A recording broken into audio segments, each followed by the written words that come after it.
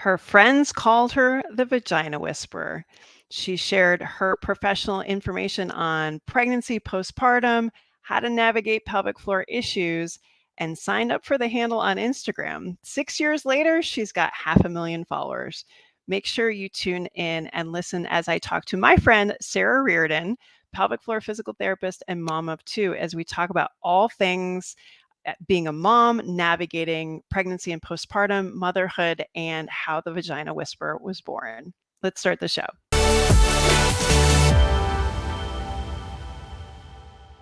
All right, I have a confession to make. I knew the Vagina Whisperer before she was the Vagina Whisperer. This is true. I am so excited to have Sara Reardon, the Vagina Whisperer, on the Active Mom Postpartum show today. Sara, thanks so much for joining us. Oh, Carrie, anytime. I love it.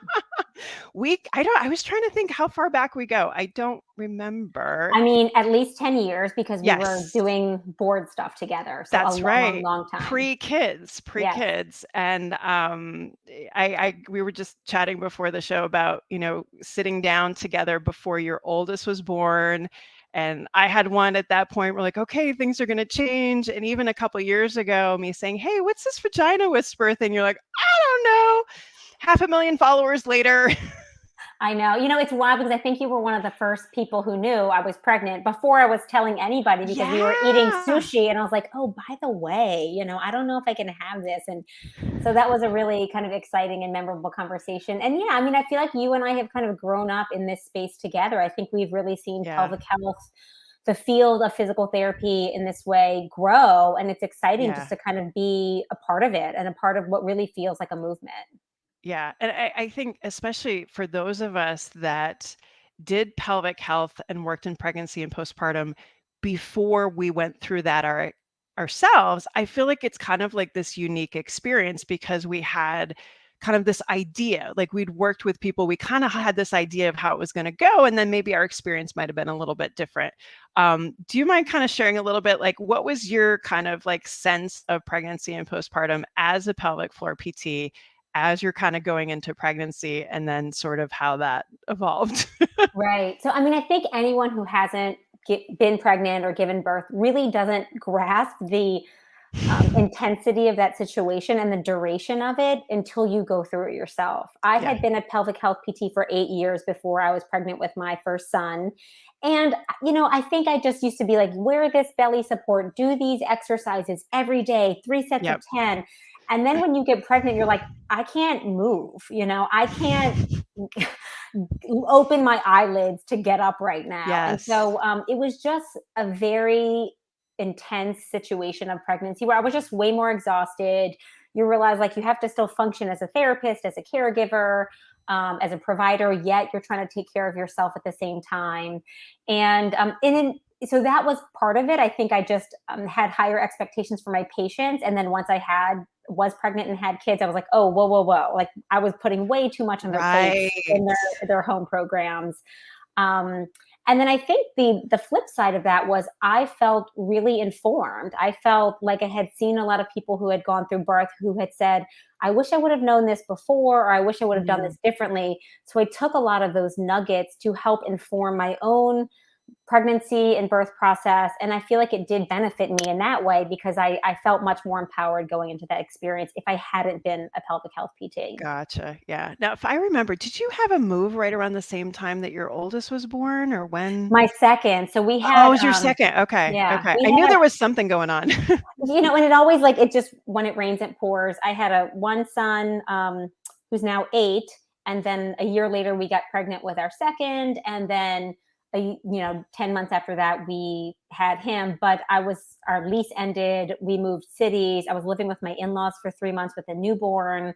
My husband was traveling. It was like this kind of whole just storm of not optimal 4th trimester situations. And so, that one was like, oh, I kind of want a do-over, but it was a lot going on at one time for that second one.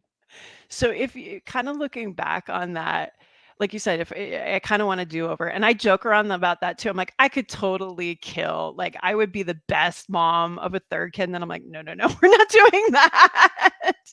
Like, what are those things that kind of stick out to you? You were like, oh wow, I totally could do that part differently.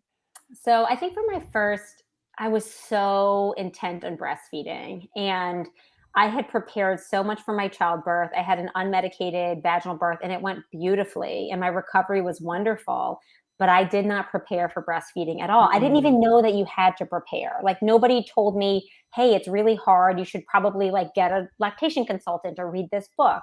I thought you literally stick baby on the boob and it just happens. Well, mhm. it doesn't work that way. And so I think that I was so kind of focused on that after having my first baby, rightfully so. I was very nervous and very Yeah. scared, but I was really hard on myself. And Mm, I felt like I was failing and I was just starting this journey of motherhood. And I wish I could go back and tell myself, like, take it easy. Like, if you have to give your baby formula, like, that's fine. If you pump instead of nurse, like, that's fine. And just not obsess so much about the process yeah. and feeling like I have to get it all right all the time. Yeah. And then also just being a little bit more informed that, like, hey, this is hard, kind of have a little bit of a plan set up just to help support you during the process, not necessarily for an outcome, but just to make that journey easier. Yeah, and that's where I think now I feel like there's so many more resources Yeah. that are available. I mean, especially like since COVID, the online resources. One of my very good friends, we used to be neighbors actually before we got married. The Balance Boob, she's freaking amazing and just hysterical and just like a wealth of information. Like just to go online and get free information to Yeah. start, like I mean, 8 years ago, maybe you got the visit while you were in the hospital from the lactation consultant if you were lucky, but, like, I don't know if it was I mean, we had maybe one group locally, but it depended on where you were in the world, whether you had resources or not. Like, it Right. just wasn't a thing, whereas now I feel like you can kinda just Google and start to find some stuff. Yeah. Um I think one of the other things is outside of breastfeeding was like I didn't lean into trusting my intuition more of like Ah, laying down boundaries with family members or whether to pursue breastfeeding or not to pursue or what like yeah, medical things for my kid. Like I just felt like I kind of looked around to be like, somebody tell me what to do because I felt so lost. yeah, Versus now, I feel like if I kind of drown things out, like not even look to social media a little bit, but just be like, yep. okay, what do I really feel like is the right path for us or for me? Mm.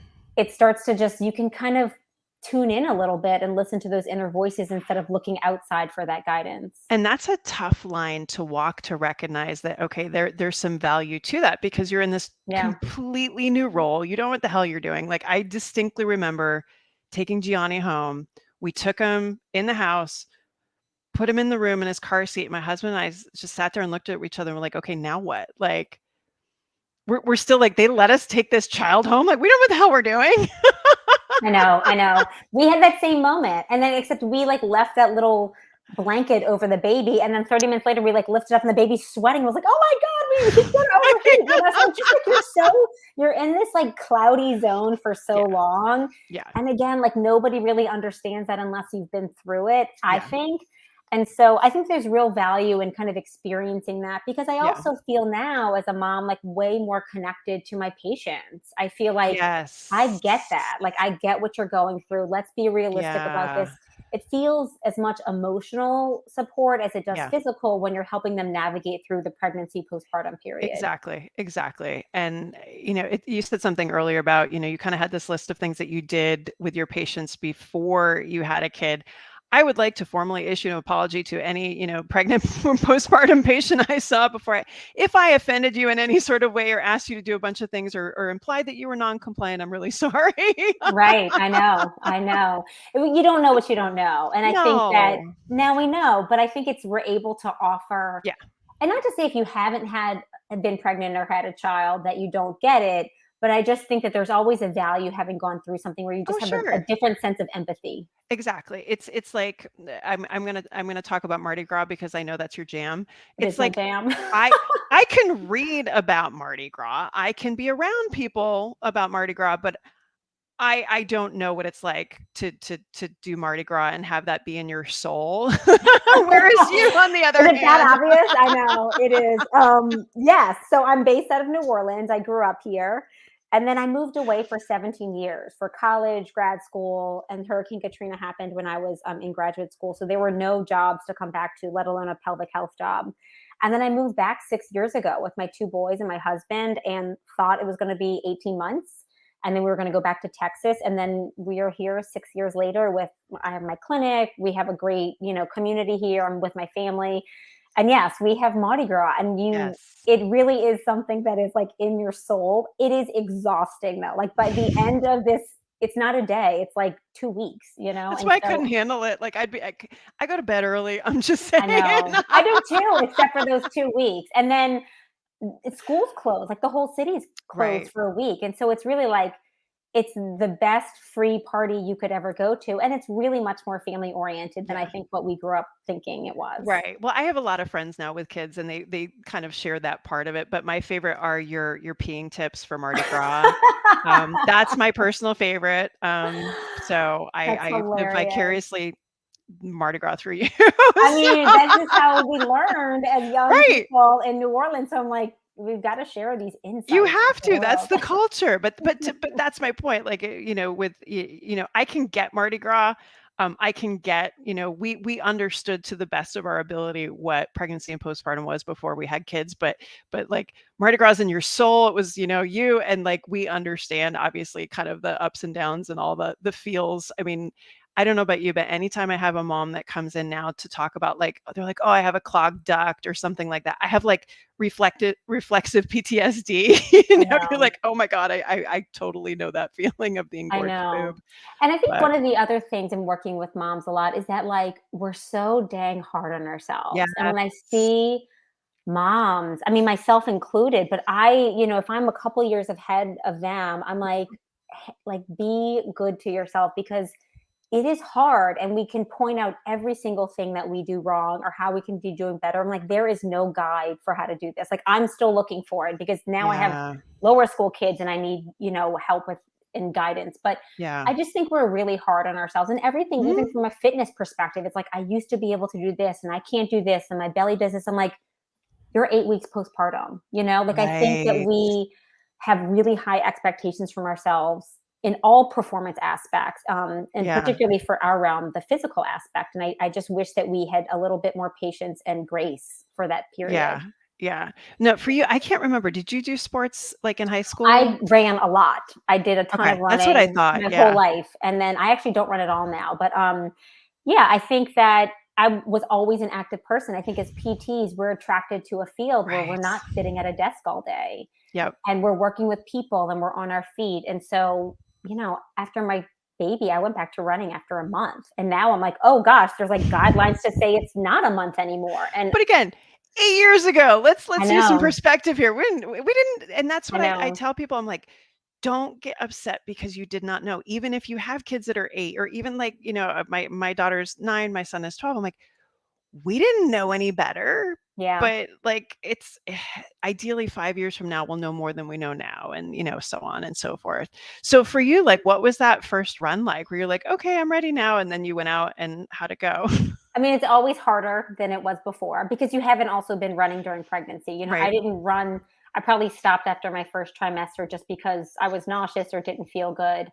Yeah. Um, but it's also this freedom of like for me, exercise has always been about like clearing my head, even more Yeah. than it is about like what it does for my body. And I think even now, the way that it impacts my body is much more like anxiety release or stress release and just giving me a pause in my day to kind of not have something flowing through my brain 24/7. So Yeah.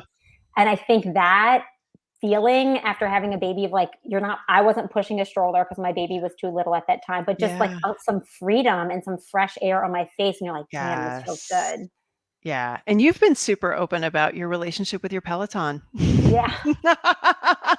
Tell us I about your I Peloton. well, I jumped on that Peloton wagon before COVID, which I'm really grateful for. Yes. But prior to COVID, my husband traveled every week and he was gone Monday through Thursday. So and I don't talk about this. It doesn't, he is home now working, but on social media, I wasn't like, hey, my husband's gone this week, Right. So I was solo parenting every week and raising two boys and working. And I wasn't able to go to a class, to go to a morning yoga class or studio. So I was like, Yeah. I have to have something in my house because I couldn't go for a run in the mornings. Right. So we got that Peloton used on Facebook Marketplace, and it was probably just like 2 years they had been out, and then it honestly is one of the best investments we've made because I did one this morning. It's just the quickest, fastest workout for me Yep. now, and yeah, I do. I love it. But I also know like I can't just do the Peloton all the time. Like I've got to balance it with other stuff because we all Yeah. know that cycling 24/7 isn't what's best. But it's Yeah. it's been really convenient for me. Well, I think that's the thing that I've seen a big shift in our field from, okay, this is the things that you should do postpartum to let's get you doing what not only, makes you feel good about yourself, but, helps with your mental health, helps you kind of manage like life period. I think that got really emphasized during COVID because it was such a shit show, quite honestly. Yeah. And we're like, we need low hanging fruit that you look over there, you see your Peloton. It doesn't matter what you're wearing, go hop on it, go do something. And Yeah. it doesn't have to be this. And this is why I think Peloton, I think if it weren't for COVID, I think they probably would have crashed and burned because of that stupid commercial before Yeah. COVID, if you remember. Yep. The Christmas present. I Yeah, remember. they would have crashed and burned. But no, the fact that you can go on and grab like quick little workouts or Yeah. longer ones, or you've got that person that you follow or things like that. I've learned all of this from patients. I've never actually sat on one before, but like Wow. if people love it, they love it. And I was Yeah, I like, think it's finding something that works for you. And then, I mean, mhm, my Peloton is in next to my dining room table. Like, I don't have, nice.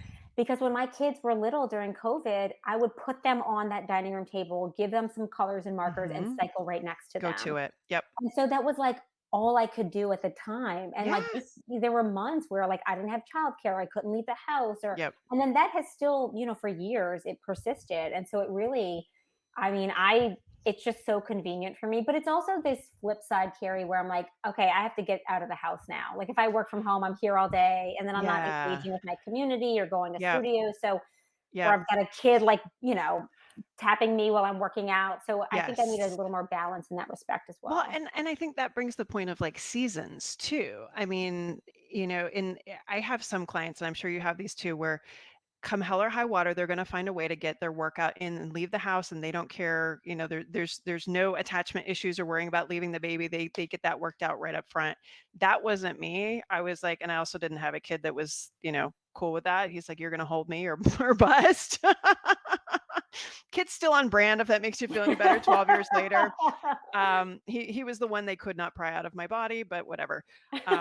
So anyway, but I think there's seasons where when they're little, like such like like you said, you're like, if you have something where you can bring them or you can do it right in the home, it's great.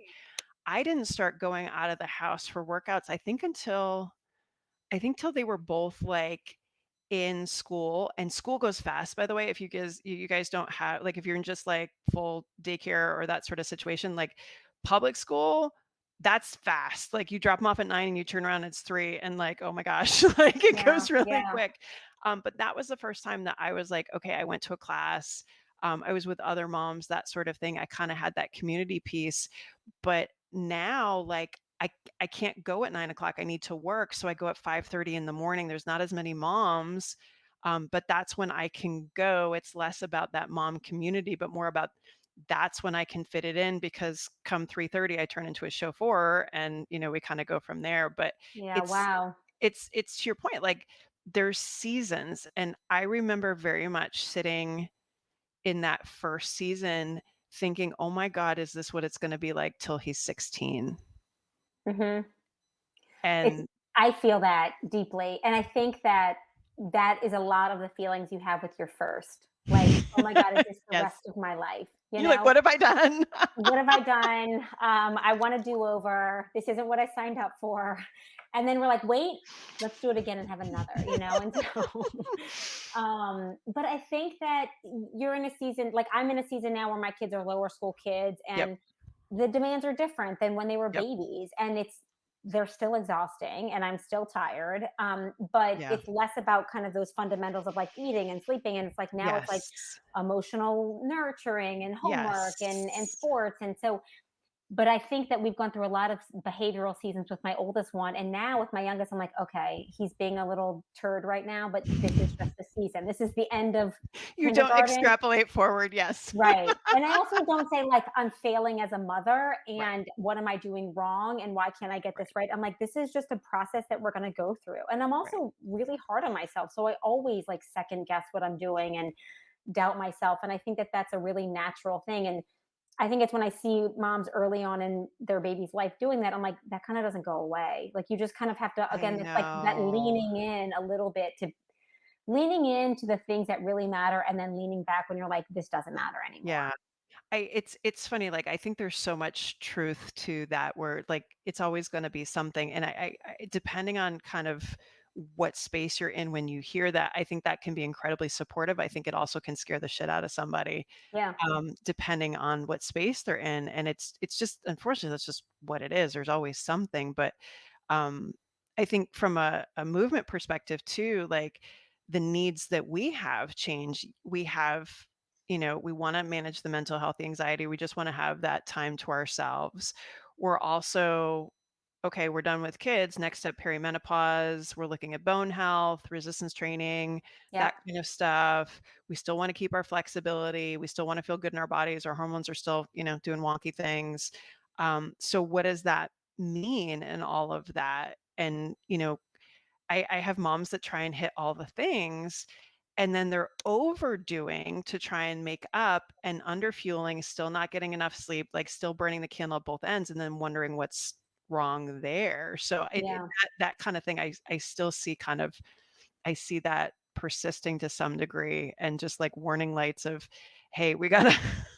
It is. I mean, I think we're high achievers, like we all want to do the best job always in anything that we do, myself included. And Yeah. yeah, I think I've had some real moments of like health concerns over these past 5 years where, yeah, I'm online and I'm building this brand and I'm building this business and doing what I love. But like in the background, like my body has been like yelling at me, like, hey, you've got to take it easy. Yeah. And I don't like tune into that until I'm like, okay, I'm having migraines and I can't even see patients, or Ah, I'm having a huge allergic reaction to something and my body won't calm down because it's completely inflamed and my nervous system is right. overloaded. So, I think it's like that's one of those things that we like just have to pull back and take it easy because I'm like, this is a marathon, and I think I want to run it like it's a sprint. And Yeah. I see that from the mom perspective, a fitness perspective, and a professional perspective. Well, and as a professional, there's this degree of urgency that you want Yeah, to help so many, right? And you want to get that information out and it's not getting out fast enough. I think we all kind of feel that. Like, do you have a person who's a barometer for you? I'm thinking of your sister, your yeah, twin my sister. twin.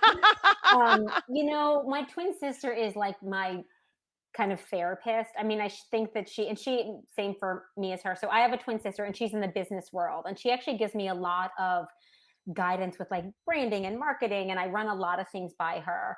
But I would say like when I'm kind of like losing it behind the scenes, that's a person I can text and be like, "Hey, I'm really struggling right now." And she's like, Mm, "Oh my gosh, like tell me, like how are you doing?" And just it's a really safe space. And to have a twin who's like a parallel in your life, yes. it's a really unique experience. And so I feel really grateful that I have her. And she's not dismissive and she's not overly like my husband tends to be like a solution person. Mine too. It's okay. Yeah. So I think if there have been consultants that's like Exactly. I've they come with clarified the with him. PowerPoint. Yeah, I was yeah. like, and I joke around, sorry, honey, I say this about everybody. He has his MBA voice. And so we've clarified. And I was like, okay, honey, sometimes I just need you to listen and be like, yeah, you know what? That is really shitty. I Yeah. don't want a solution. I know. I know. And so we have to open with that, right? Yes. It can't come after. And so, but I honestly think my husband is a really good barometer because I think he feels the energy in our home. And Mm, when I come home and I'm short with him or short with the kids or I'm distracted on my phone, yep. I think he really can sense like, whoa, she's got a lot going on. Yep. And he can kind of be like, hey, have you thought about this? Or why don't we do this? And just, recently we went on vacation in February for our 10-year anniversary. Aw. And it was so Congratulations. thank you. I know. And the funniest thing is I posted about this, but I was like, asked him like, hey, what do you think the secret is to our 10-year marriage? Mhm. And making, he goes, therapy. I was like, you're not wrong. You're not wrong. You're not wrong. Okay. I thought it was gonna be like our shared spiritual values or like You're like, dedication to "No, our our families, like therapist." therapy. So I was like, you're right. But we made this agreement to be off of our phones from 6 p.m. to 8 p.m. every night because otherwise we're still checking emails and we're like Yeah. finishing up the workday and then our kids are hungry and we're trying to do bath time. So that for me, even if I'm the only one doing it, it has been like a light bulb for me of like, Yes. I should be able to give my kids 2 hours of my un of my time that's dedicated to them. Like that Mhm. is not unreasonable. And then they're satisfied. I'm not stressed out. My Yep. brain is turned off from work. Yep. So that's really made a difference of like we didn't grow up when our parents were doing this. And it was like you got Right. home and you had dinner and watched TV and went to bed. And we don't Yes. have that lifestyle anymore. I think that brings up such a good point, and I think that's our generation, like, that's where a lot of the struggle is. I mean, both my parents were teachers, so we were on the same schedule. Everybody had breakfast together before they went to school. Everybody had dinner. You didn't start dinner until everybody was there. It was still kind of the Cleaver family, right? Yeah. And my parents don't travel anymore, but when they used to stay at our house, like, my husband would work late. They're like, "Why isn't he not home?" I'm like, "'Cause that's not how it works anymore." Like, Yeah. and he works West Coast hours now, and so it works out for our schedules to be able to navigate the kids, but, like, we don't have a ton of time together. Yeah. We just had a vacation a couple weeks ago. I inadvertently had forgotten to put international on my phone, and the Wi-Fi at the resort was, like, 25 bucks a day, and I was like, "We're not doing that." I didn't have internet for a week, and it was glorious. It's glorious. It's glorious. It really is. And I have to force myself to do it. And Yeah. it's just necessary though. Like it is Yeah. so necessary Yeah. because we will burn out. And I'm pretty big on that with and it's so hard because like we don't do a lot of screens with my kids. And then they're like, Mhm. Mommy, you're on your phone all the time. I'm like, you're right, you know? Mhm. Well, So and again, COVID kinda screwed with that a little bit too, because some of us might not have gotten through or lost jobs or things like that yeah, because you needed that. But no, it's and that they do remind you more when they get older, by the way. They're very big on like, "Oh, well, if I can't do it, what are you doing?" That yeah, sort of thing. But no, I think that holds true, even when you have babies, because 'cause you're sitting there nursing and scrolling and that kind of thing too. Um and I've got some boundaries too. Like my phone is not in our bedroom; it's in the living room. It goes to silent at 8 o'clock. When I work out, I don't answer texts. I don't answer calls unless it's the family or kids. I don't do it at the gym. Like I'll listen to a podcast or music or something like that's out. And even with the kids now, like when I have to put it away. And when I was doing a lot more kind of online stuff, I caught myself, and my daughter she'd call me out. She's like, "What are you doing?" "I want you to talk to me." And I was like, "Oh shit. If she's calling yeah, me out on that, then it's really bad. Then yeah. it's And really bad." they'll tell you, Oh, which I think yeah. is the interesting thing when they get older. And so, but yeah, and I think even when you talk about barometers, I mean, I think that my kids are my barometers. Like, Mommy, why are you yelling Yes. at me? And I was like, I didn't know I was yelling, Yes. like they're like, Mommy, Yeah. why are you, whatever, Yep. on your phone all the time, whatever. But it's Yep. just like they don't lie.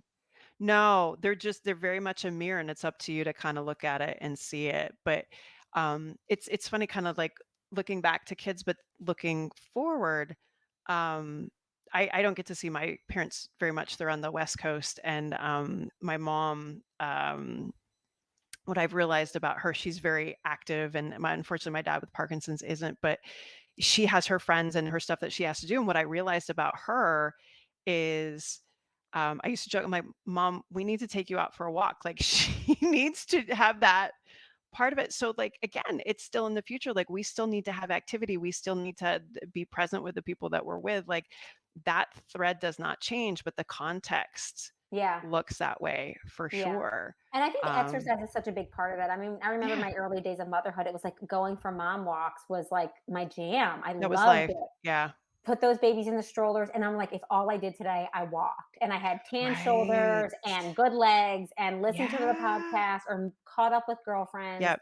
And it was just like this lifeline some days where the Yes. days were long and hard, but that was like my You one had a thing of like, thing. getting out and also just connection with people. And Yeah. so I think as I've gotten busier, I'm like, oh, I need to get back to that a little bit. But it's, that's one of the things that I'm like, it looks different in those Yep. early days. It wasn't hitting the gym and it wasn't running.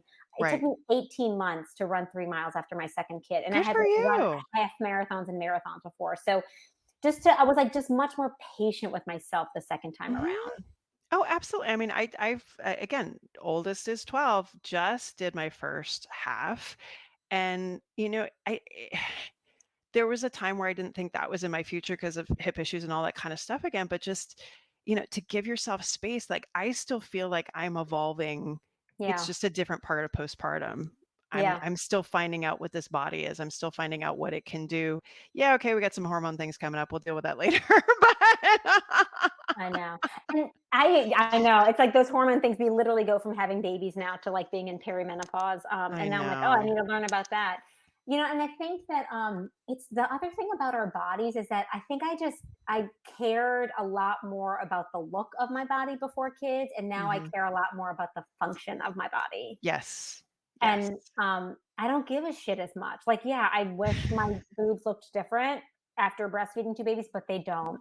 And they used to look different, but this is what they, and I just don't, you don't even have the bandwidth to worry about these things that don't matter Yeah. as much as you thought that they used to. And Well, so I think you just give yeah. a shit a lot less. Well, and I think I keep seeing that a lot, and I don't know if I'm stuck in a certain algorithm at this point or something like that, but, like, there's a certain point where you don't have any more Fs to give, and so, like, really, I just don't, like, Well, I you feel just much don't. more confident. I mean, like, it's not this thing. My husband's always like, moms feel like super women. And I'm like, well, we are, Yeah. in some way, like we're doing all Yeah. the things, but more in just kind of like a functional standpoint versus Yeah. like a physical fitness standpoint. But I think that we just realize how strong we are in a different sense, whether it's Yes. emotionally, Yeah. physically, mentally. And I think that that just helps, that just gives you an identity of who you are versus Yeah. like beforehand it maybe was Yeah. much more physically based. Yeah, and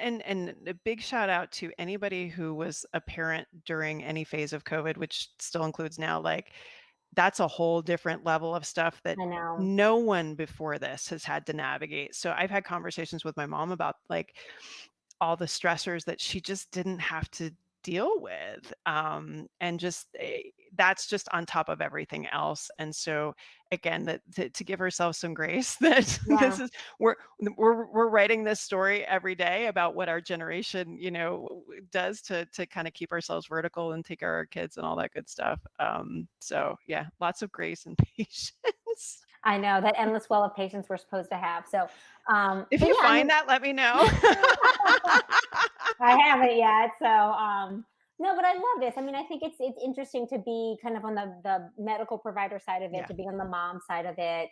I think to understand like, hey, this is what we should be doing, but you're also yeah, like, oh my gosh, I'm in the trenches. This is what I can actually do, or even right. have the bandwidth to think about doing. Exactly, And it's very exactly. different.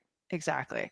So, a unique thing about you is that you, some point in time, you sat down and you said, "You know what? I'm gonna be the vagina whisperer." And you did not know what that meant, and I don't think any of us knew what that meant. And I mean, how many years has it been now? Six. I started 6 years ago. 6 years ago. Having no sense of what social media would mean to educate, to empower, to do any of that stuff. Like, what was that day like when you signed up Handle. with Yeah. that handle? Because at that time, that was kind of a ballsy thing to do. Um, Interesting. I've never thought of it that way. So I think, my friends, my college friends, are actually the ones who gave me the name the Vagina Whisperer. And when I started my Instagram account, I was pregnant with my second son, mhm. and they were all asking me questions about, perineal massage and how to prep for birth and do they need a doula and what's that stool you put under your feet when you poop? And I was Right. like, okay, let me just put all this on Instagram Yeah. and call it the Vagina Whisperer because that's what like they called me and my group of friends, and then it'll be here for you for whenever you need it. So that was kind of really what like the turning point was. So I was like, okay, I'm going to do this. And I remember talking, I was very nervous. And I told one of my cousins, I said, okay, I'm going to do this. And I think I'm just going to try to post like 3 times a week. Like, do you think that that's good? And she was like, sure, that's fine, Right. but it was a different game back then. It was you Yes. post a picture and you write a caption. And it Yes. felt like a lot at the time, but compared to now where it's like you have to make videos with trending Oh music, my god, it was so easy. so easy. Like I would go back to 6 years ago in a Right? heartbeat. But the other thing was I had always felt deep in my soul as a PT that I was like, everybody should be learning what we know. Like, Mm, why is it that we just happen to pick this profession and this career path where we are privy to all of this information about our bodies and we're educating the people who are just fortunate enough to walk into our clinics? But really, everybody needs this. yeah, And that was really like, and it should be free and it should be right. accessible. And that was like, all right, I want to just start putting this out there. And then I started kind of documenting my own birth and postpartum journey. And being a person whose love language is words of affirmation, I think all of the positive feedback from people saying, like, thank you for sharing this, or Yeah, thanks for being authentic, or I didn't know this. I'm so glad you're telling people this. It really just helped fueling this fire inside yep, myself that was like, hey, I want to keep doing this. And those moms or that community was my postpartum community. exactly, They were the ones that exactly. were like, "Hey, Sarah, hang in there. Breastfeeding's so hard. You got this." Yep. Like they were feeding me in the same way I was feeding them. Yeah, and that's why I think that story is so important because it didn't come from a place of you're like, "I'm going to create this so that I can start this brand," and it didn't come from that at all, which is what a No. lot of things come from now. It came from you as a professional sharing stuff, but then also this is what your life was. You were Yeah.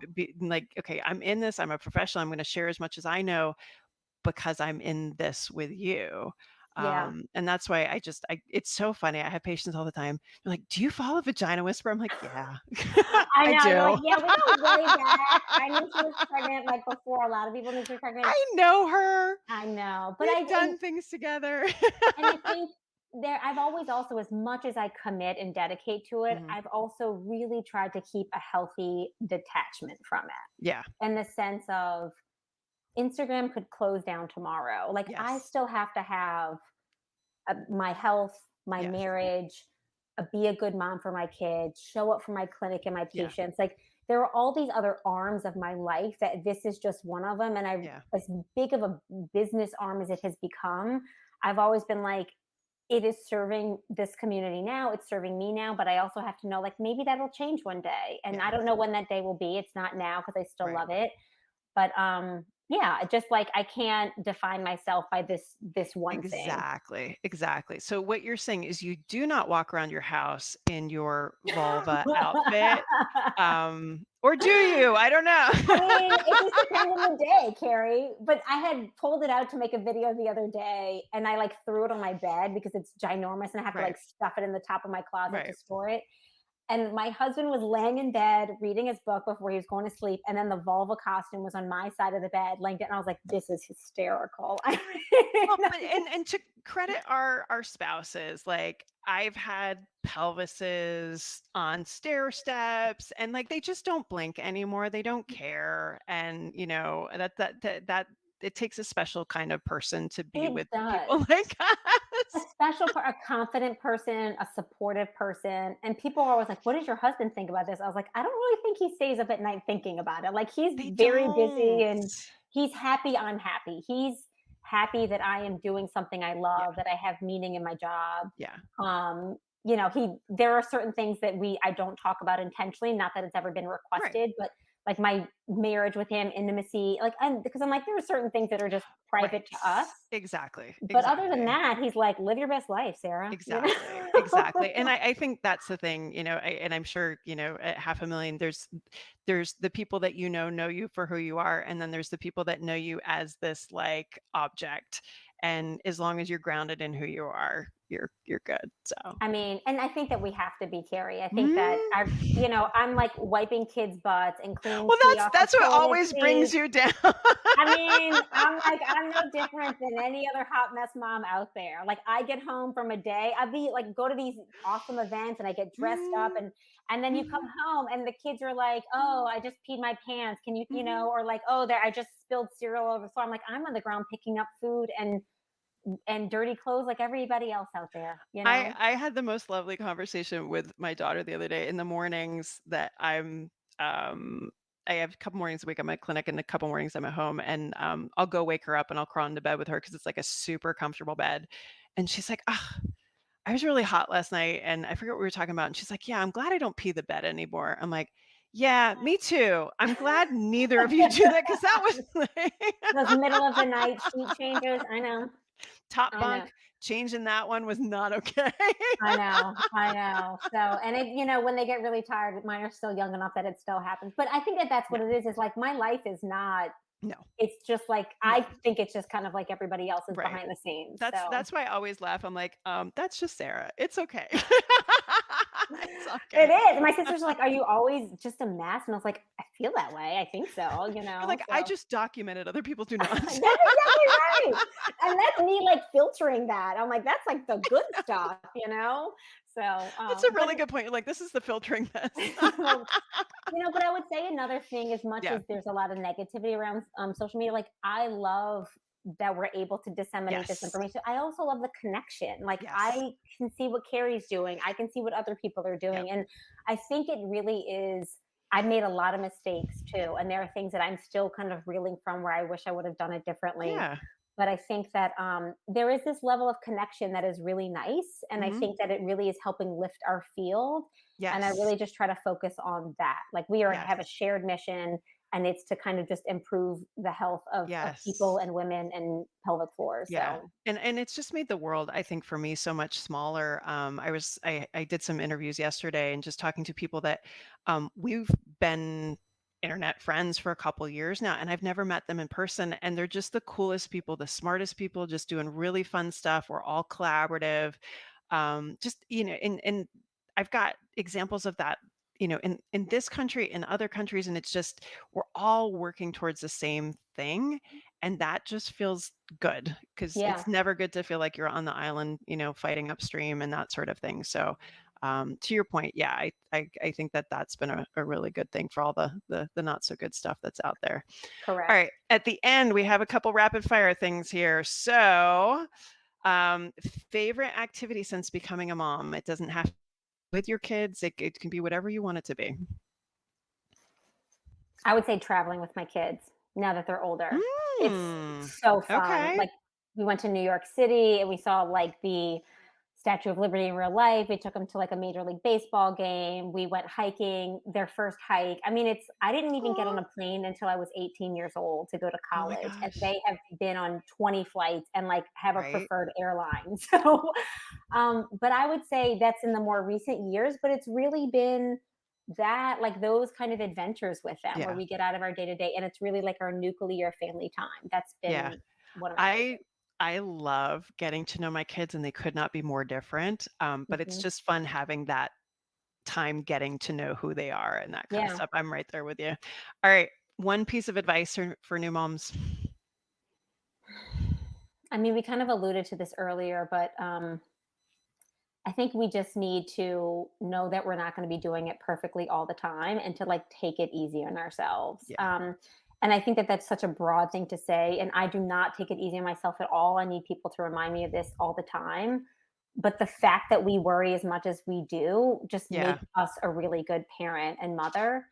Yep. And then I think one other thing is like everything is a season. Like I went through Yes. crappy times in my marriage, crappy times in my health, crappy times in my relationships with my family or my kids. Yep. And like they're all very temporary. So those really joyous, beautiful moments are fleeting. And so are those really low, difficult times. Yeah. And so I think just kind of knowing that like the page will turn, just kind of Yeah. like stay the course. Yeah. No, that's good advice, good advice. Alright, who's somebody in kind of our space that we should know about? What's somebody that we might not know? Oh, that's a good question. I mean, there's so many. I don't know who's been asked. I There's a young therapist who I follow. Her name's Dr. May Hughes, and she's young and she just had a Mm. baby, and she's really adorable and Aw. smart, and shares a lot of pregnancy postpartum stuff. Um, she's a pelvic PT I can think of. Marcy Crouch, the Down Oh, There of Doc. course. She's just one of my old favorites, and she does a lot of like online virtual stuff with Mhm. patients and for providers. And Yep. then Jessica Real is my other one. She is a PT in Atlanta, and she's just been a great friend and business partner over the years, and she's just a rock star. So Yeah, all of them are great. that's awesome. And she's with Southern Pelvic Health, right? She's with Yep. Southern Public Health. Awesome. Awesome. Cool. And then last one, what does it mean to you to be an active mom in postpartum? Great question. So postpartum, as we always say, really is forever. I mean, even Yeah. with my kids at 6 and 8, I still consider myself like in the postpartum phase, recovering from having We're gonna babies. have to give it up at some point. Maybe when we're like grandmas, but for Right? now, I'm still riding that train. Yep. But I think what active has meant has changed because it's much more, it's smaller bites. It's not these hour and 15 minute, it's like 30 minutes. And has become my time for my brain and my mind and my mental health more than Yeah. it has even become my physical health. And now my mental health and my physical health are just so much more deeply connected than I even kind of gave it credit for prior to having kids. Yeah. So I think that I look at activity differently. Like sometimes it's just walking to go get my kids from school instead of driving, or Yes. riding bikes with them, or playing soccer with them in the Yep. backyard and getting sweaty when I don't have time to jump on my Peloton. So Yep. it's just become different things, but still ways that I feel like I am moving my body, and ways that they see me kind of taking care of myself as well. That's awesome. That's awesome. All right. So if you want to know more about Sarah, if you haven't heard of the Vagina Whisperer, you need to. If you haven't seen the vulva costume, you need to. You can check her out at the vagina.whisperer on Instagram. Sarah, thank you so much. Everything that you've kind of done to be so open about kind of what you do as a professional, as a mom, all your experiences. We appreciate it so much, and obviously, it's been such a gift to watch you as a friend kind of grow through this experience. Thanks for being on. Oh, thanks, Carrie.